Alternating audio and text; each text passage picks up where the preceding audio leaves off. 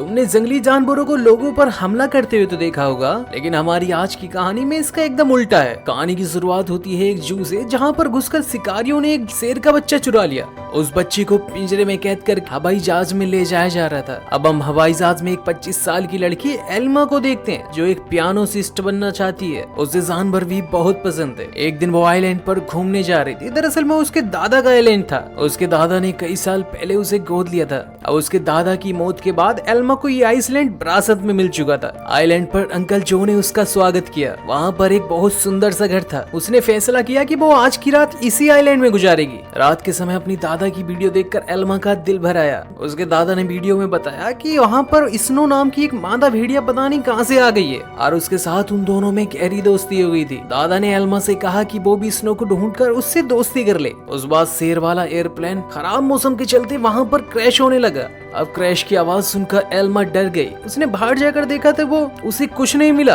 क्योंकि आइलैंड बहुत बड़ा था। अगली सुबह हम चार्ल्स और एली नाम के दो नौजवानों को देखते हैं। उन्होंने स्नो को कैद करने के लिए जाल बिछा दिया था। असल में भेड़ियों के पार्क के मालिक थे और वो स्नो को पकड़कर यहाँ से ले जाना चाहते थे। कुछ देर बाद स्नो उनके जाल में फंस गई और अपनी सूझबूझ के साथ उनके आने से पहले वहाँ से निकल गई। वो तैरकर आइसलैंड के दूसरी ओर जा पहुंची, जहाँ उसकी मुलाकात एल्मा से हुई। पहले तो एल्मा घबरा रही थी, फिर उसने अपने दादा की बात याद की और स्नो को पुचकारने लगी। फिर कुछ देर बाद एल्मा प्लेन क्रैश की जगह पहुंची। इत्तेफाक की बात है कि शेर के बच्चे को चोट नहीं पहुंची थी। दरअसल वो एक पक्षी के घोंसले में गिर गया था। अब उस पक्षी ने उसे नीचे धक्का दे दिया और वो सीधा जाकर के एल्मा की गोद में गिर गया। एल्मा भी उसे अपने साथ घर ले आई। उसी वक्त स्नो भी अपने छोटे बच्चे के साथ उसके घर में आ गई। अब अपने घर में 3 प्यारे जानवर देखकर एल्मा बहुत खुश हो गई थी। उसने तुरंत अंकल जो को बुलाया, लेकिन उसने एल्मा से कहा कि इन खतरनाक जानवरों को घर में रखना ठीक नहीं है बेटा, तुम एक काम करो, इन्हें जू वालों को दे दो। अब उसके अंकल ने कहा कि शेर के बच्चे को ढूंढते हुए जू के कर्मचारी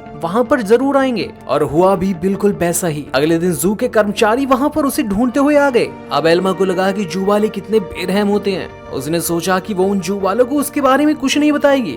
अब उसने झूठ कह दिया कि भाई साहब मैंने नहीं देखा किसी शेर के बच्चे को। अब उसने देखा कि स्नो अपने बच्चे के साथ साथ शेर के बच्चे को भी दूध पिला रही थी। वाह भाई वाह। वो ये देखकर बहुत खुश हुई कि स्नो दोनों बच्चे का ख्याल रख रही थी। जैसे जैसे दिन बीतते गए दोनों बच्चों में दोस्ती बढ़ने लगी। एल्मा ने भेड़िए के बच्चे का नाम जैक रखा और शेर के बच्चे का नाम ड्रीमर।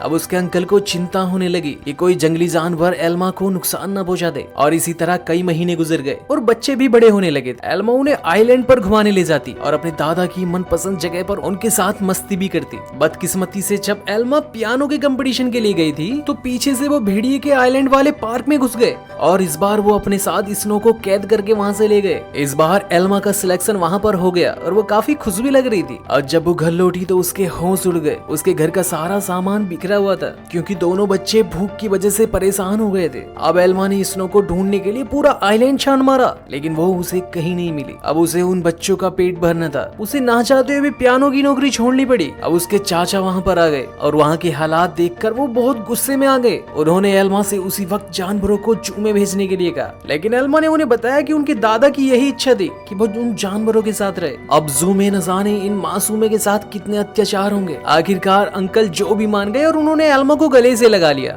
अब उनका सारा समय जानवरों को खाना खिलाने और उनके साथ खेलने में बीत जाता। एल्मा को जैक और ड्रीमर से बहुत प्यार था और बदले में जानवर भी उस पर जान छिड़कने लगते। देखते ही देखते 1 साल गुजर गया। अब दोनों जानवर बड़े हो गए थे। उसके अंकल उनके लिए मांस तो लेकर आते, लेकिन उनके पास जाने में उन्हें बहुत डर लगता। उसके अंकल ने फिर से उसे समझाया कि बेटा इनके साथ रहना सही नहीं है, तुम अब इन्हें जू भेज दो। लेकिन एल्मा उन्हें किसी भी कीमत पर छोड़ने को तैयार ही नहीं थी। एक दिन एक माँ और बेटी उस कश्ती में एक आइलैंड के पास आ गए। ये देखकर जैक उनके पास जाने लगा। जैसे ही एल्मा ने ये सब देखा तो वो उन्हें रोकने के लिए भागी, और उनके पीछे भागने से एल्मा अचानक से गिर गई और उसका सर पत्थर से लग गया और वो बेहोश भी हो गई। वो माँ बेटी ये सब नहीं देख पाई और वो कश्ती में बैठ करके फिर से वहाँ से चली गई। फिर उसके बाद जैक और ड्रीमर उसके पास आए और उसे उठाने की कोशिश करने लगे, लेकिन कोई फायदा नहीं हुआ। वो कई घंटों से जोर जोर से आवाजें लगाकर किसी को मदद के लिए बुलाने लगे, लेकिन कोई नहीं आया। अब रात हो चुकी थी। अब वो दोनों जानवर एल्मा से सट कर बैठ गए। उन्होंने पूरी रात जाग कर एल्मा को गर्माहट दी। उधर अंकल जो ने कई बार एल्मा को कॉल की, लेकिन कोई भी जवाब नहीं मिल रहा था। अब वो समझ गए कि कुछ तो गड़बड़ जरूर है। अब वो तुरंत आइलैंड पर पहुंचे। उन्होंने सोचा कि इन जंगली जानवरों ने उसके साथ गलत कर दिया है, इसलिए उन्होंने एनिमल कंट्रोल वालों को कॉल कर दिया। अब उन्होंने देखा कि एल्मा बेहोश पड़ी थी और वो जानवर उसकी रक्षा कर रहे थे, तो उन्हें अपनी इस बात पर काफी पछतावा हुआ।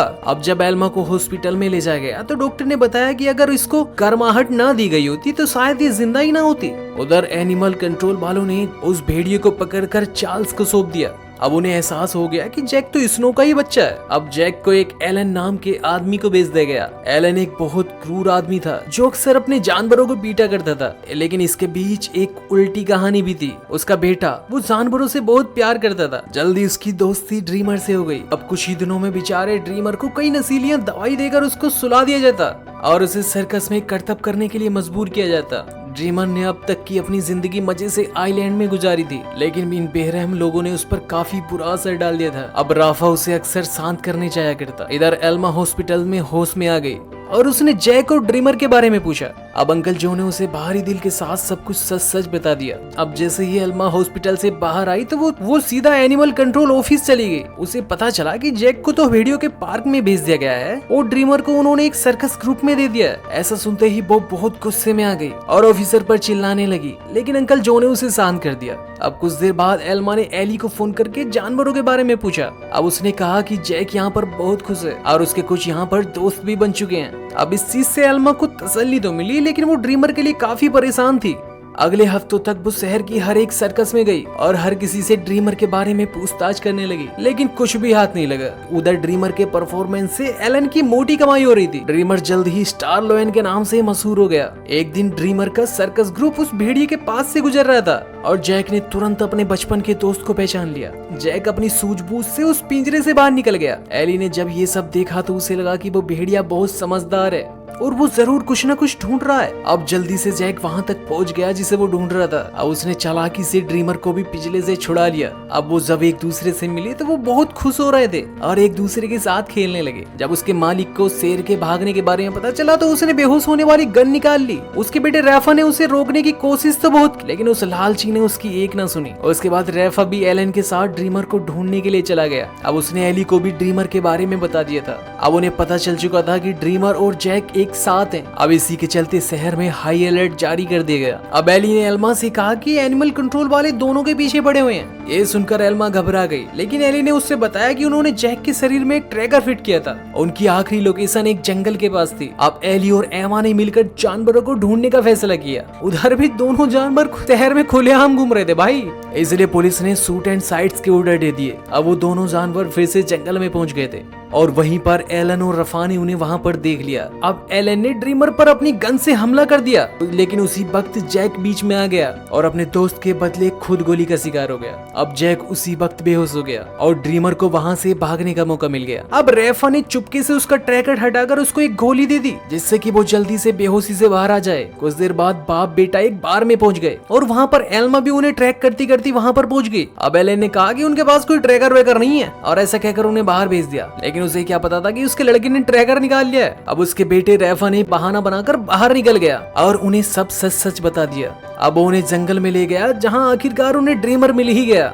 उसके बाद ड्रीमर उन्हें एक झोपड़ी में ले गया जहां जैक मजे से आराम कर रहा था। खुशकिस्मती से उसे सही टाइम पर होश आ चुका था। अब उन्हें वहां पर पुलिस के आने का संदेह हुआ और उन्होंने खुफिया रास्ते से उन्हें वहां से बाहर निकाल लिया। अब अपने घर पर पहुंचने के लिए उन्हें सिर्फ एक नदी पार करनी थी। अब पुलिस से बचने का भी मात्र एक ही रास्ता था, लेकिन वहाँ कोई कश्ती नहीं थी, इसलिए सभी को वहाँ पर तैर कर ही जाना होगा। अब जैक तो पानी में कूद गया था, लेकिन ड्रीमर को पानी से डर लगता था। अब उस लड़की ने ड्रीमर को बहलाने की काफी कोशिश की, लेकिन वो फिर से जंगल की ओर मुड़ गया। अब जैक और एल्मा तैर रहे थे, तभी उन्हें बंदूक चलने की आवाज सुनाई दी। इसका मतलब ये था कि ड्रीमर अब इस दुनिया में नहीं रहा। आइलैंड पर पहुंचकर एल्मा फूट फूट कर रोने लगी, लेकिन ड्रीमर अचानक उसके सामने आ गया। असल में वो जंगल में उन पुलिस वालों को भटकाने के लिए गया था। उन्हें जिंदा देखकर सभी खुशी से झूम उठे। आखिरकार एल्मा उनके लौटने की खुशी में पियानो बजाने लगी। आखिरकार वे अपने आइलैंड पर वापस आ चुके थे। अब उनका परिवार पूरा हो गया था। अब वहाँ पर एल्मा सभी लोगों को अपने प्यारे जानवरों की कहानी बताती है और वो खुशी खुशी सब एक साथ रहने लगे। और बस एक बात बताओ, तुम्हारा फेवरेट जानवर कौन सा है?